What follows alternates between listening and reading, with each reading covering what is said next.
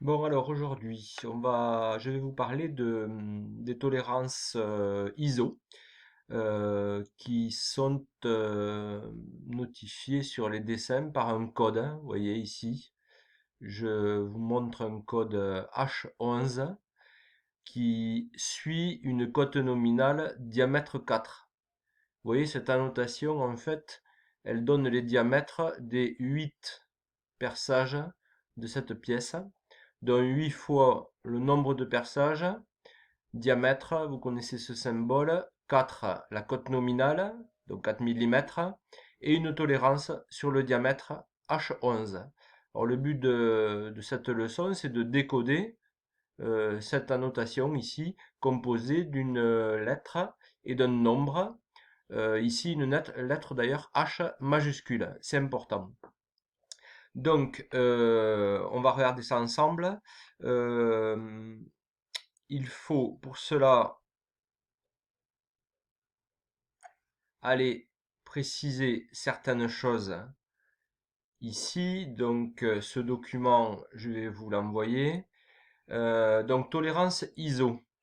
Je vous rappelle qu'on a vu euh, juste avant les tolérances dites chiffrées. Rappelez-vous, 25 plus ou moins 0,2, 30,5 plus 0,5 moins 0,5. Donc la tolérance était chiffrée. Là, pour les tolérances ISO, elles sont sous la forme, donc je le répète, d'un code. Ici H7, ici G6. À noter une lettre G minuscule, une lettre majuscule ici H11, une lettre minuscule F7. Voilà, donc avec des cotes nominales, vous le savez maintenant, 100, 450, diamètre 18 et 6. Bien, alors, donc on va noter ici que le symbole est composé d'une lettre et d'un nombre. Voilà, ici. Alors, l'importance des majuscules et des minuscules, c'est une majuscule, donc je vous l'écris en majuscule pour bien le faire ressortir, majuscule pour les allésages, donc un perçage, on est bien d'accord, c'est un alésage. Pour les arbres, ce sera un peu différent, dans les pièces mâles, minuscules. Donc ça, vous savez le reconnaître. Voilà, minuscule pour les arbres. On va travailler tout ça sur des tableaux. Donc ces fameux tableaux vont donner des valeurs. Je vous en montre un très vite fait ici. Ces tableaux, vous voyez toutes ces valeurs que vous voyez, ça ne peut pas être des millimètres, vous le comprenez bien. Des tolérances avec autant d'écart, ce n'est pas possible. Donc vous l'avez écrit ici, les écarts sont en micromètres. Donc on est 3 chiffres après la virgule des millimètres. Le micromètre, c'est très très très petit.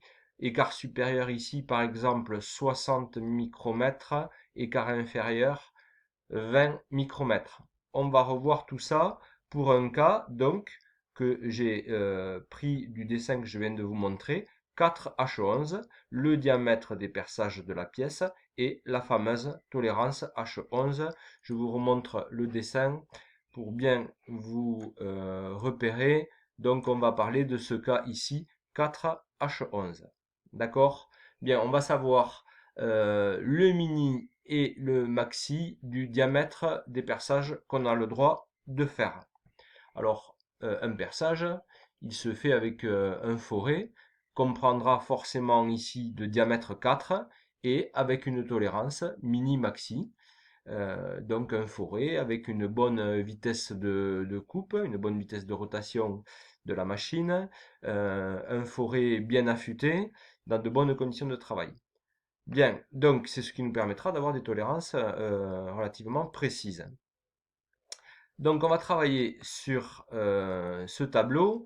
Donc j'ai bien dit que les majuscules correspondaient bien. Vous voyez que des majuscules ici. C'est un tableau uniquement, vous l'avez marqué ici, pour les allésages.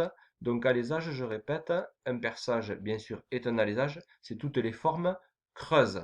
Une rainure par exemple correspond aussi à un alésage, puisque c'est une forme qui va recevoir une partie mâle qu'on appellera un arbre. Bien, donc 4H11. C'est très facile en fait. Vous avez ici, vous voyez, des tranches de valeurs, jusque de 0 à 3 inclus. Ça c'est très important, 3 mm inclus.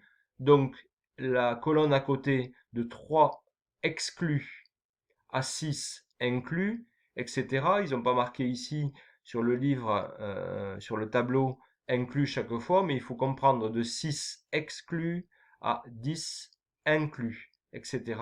10 exclus à 18 inclus, jusqu'à des valeurs relativement grandes. Je vous rappelle qu'ici, on est entre 400 et 500 mm, donc des dimensions de 40 cm pour vous donner une idée de sa longueur.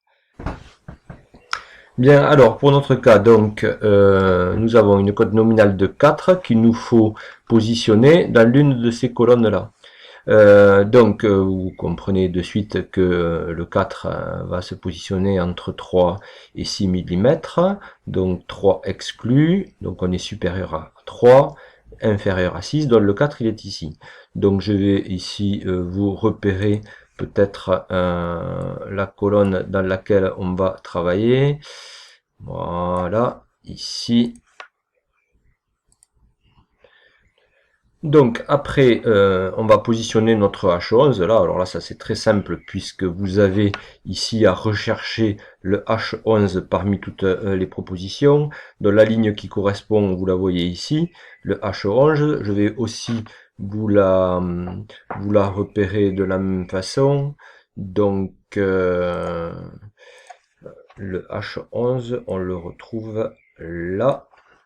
Comme ça, vous aurez bien ligne et colonne pour pouvoir croiser les résultats et repérer les fameux écarts supérieurs et inférieurs que nous cherchons. Donc, vous avez ici votre colonne, ici votre ligne. Vous voyez bien que nous tombons à l'intersection des deux, sur cette case ici, qui montre un écart supérieur de plus 75 micromètres, un écart inférieur de 0. Donc, si vous voulez, on peut aussi la mettre en évidence. Donc, croisement de la ligne et de la colonne. Voilà, donc plus 75, 0. Écart inférieur, je rappelle, nul. C'est possible, on l'a vu lors des tolérances chiffrées. Bien, donc une fois que j'ai trouvé mes écarts en micromètres, je vais les convertir tout de suite en millimètres, puisque je rappelle qu'il va falloir soit les ajouter, soit les enlever, à une cote nominale qui est en millimètres. Donc le plus 0,75 micromètres, il me faut le convertir tout de suite en millimètres. Donc je vais le faire. Vous êtes d'accord avec moi, 0,075, on est bien 3 chiffres après la virgule, comme je l'ai dit tout à l'heure. Donc, nous avons ici notre écart en... voilà, je vais vous le mettre en position ici, écart supérieur, je rappelle celui qui est en haut, en millimètres, donc 0 mm, 0 dixième de millimètre, 7 centièmes de millimètre, 5 micromètres, donc 75 micromètres, c'est bien ce 75 là que je viens de convertir. Bon, le 0, pas de problème, 0 micromètre, 0 millimètre. On va le noter, donc ici 0, que je mets à sa place en écart inférieur.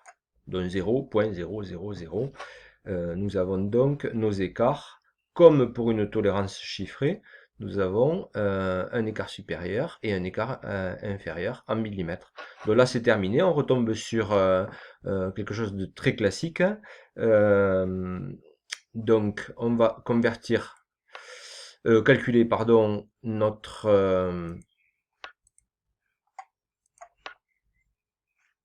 nos valeurs maxi et mini. Voilà, je vous mets une correspondance avec des flèches. Donc on aura notre maxi en haut, notre mini en bas. Donc le maxi 4 plus 0,075, c'est facile. 4.075. OK. Voilà, je vous le positionne ici. Donc ça, vous avez votre cote maxi ici. La cote mini, 4 plus 0 égale 4. Voilà, c'est fait. Que je vous positionne aussi à sa place. Voilà. Donc, nous tombons bien sur des valeurs comme pour les tolérances chiffrées avec les valeurs en millimètres. La tolérance, vous l'avez peut-être déjà vu. Le maxi moins le mini, ça fait bien 0,075 mm de tolérance. Donc ce qui est très peu, ça fait environ, comme on l'a dit précédemment, 3 cheveux à peu près l'un à côté de l'autre. Voilà, c'est la tolérance de notre perçage, de notre diamètre, que doit respecter donc celui qui perce sur sa machine. Donc, pour récapituler, il n'y a pas une grosse différence par rapport aux tolérances chiffrées, sauf qu'elles sont annotées par une lettre et un nombre qu'il faut décoder et transformer donc en tolérance chiffrée. Le décodage, il se fait à partir d'un tableau. Vous verrez qu'il y a un tableau aussi pour les arbres. Il faut surtout pas se tromper. Donc je rappelle, majuscule, alésage. De toute façon, vous voyez, vous avez que ici des lettres majuscules. Ensuite, ne pas se tromper de colonne. Pour notre 4, c'était facile, entre 3 et 6. Si jamais vous avez une cote de 6, vous choisiriez la colonne de 3 à 6 inclus. Le 6 étant exclu ici. Donc le 6 se trouve là. Le 10 se trouve là et pas là, etc. Voilà, donc ça c'est un piège dans lequel il ne faut pas tomber. Ensuite, le choix de la ligne pour la tolérance H11 ici, très facile. Là, c'est de la lecture directe qui vous sélectionne donc une ligne. À l'intersection ligne-colonne, vous retrouvez donc un écart inférieur, un écart supérieur qu'il faut convertir en millimètres. Vous avez un exemple ici, plus 75 en millimètres plus 0.075, 3 chiffres après la virgule pour le 5, et le 0, très facile, 0 mm.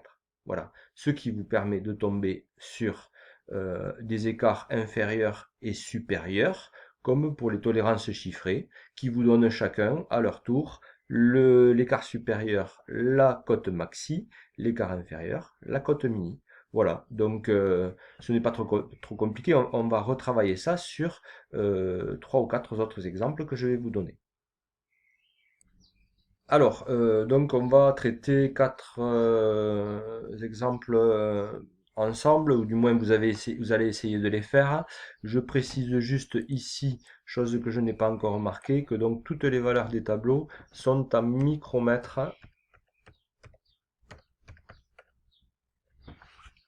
Très important, il faut penser à les convertir en millimètres. Bien.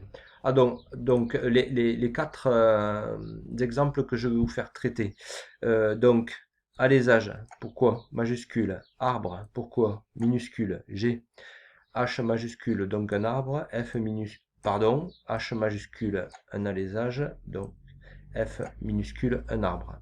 Ça n'a pas une grande importance, sauf que il ne faut pas se tromper de tableau, puisqu'il y en a un qu'avec des majuscules et un avec des minuscules. Vous verrez, ils sont identifiés par le mot alésage ou arbre. Donc je rappelle, vous aurez un autre tableau avec marqué arbre ici, et que des minuscules là. Donc les 4 cas que vous allez essayer de me traiter tout seul, 6H7, 18G6, 450H11 et 100 F7. Voilà, donc il faut juste me déterminer les écarts supérieurs et inférieurs. En micromètres d'abord converti en millimètres. S'en suivra la cote maxi calculée et la cote mini et l'intervalle de tolérance comme une tolérance chiffrée. Vous pouvez vous inspirer donc du tableau qui est au-dessus puisque c'est le même principe. À partir du moment où on a déterminé les valeurs dans le tableau. Merci.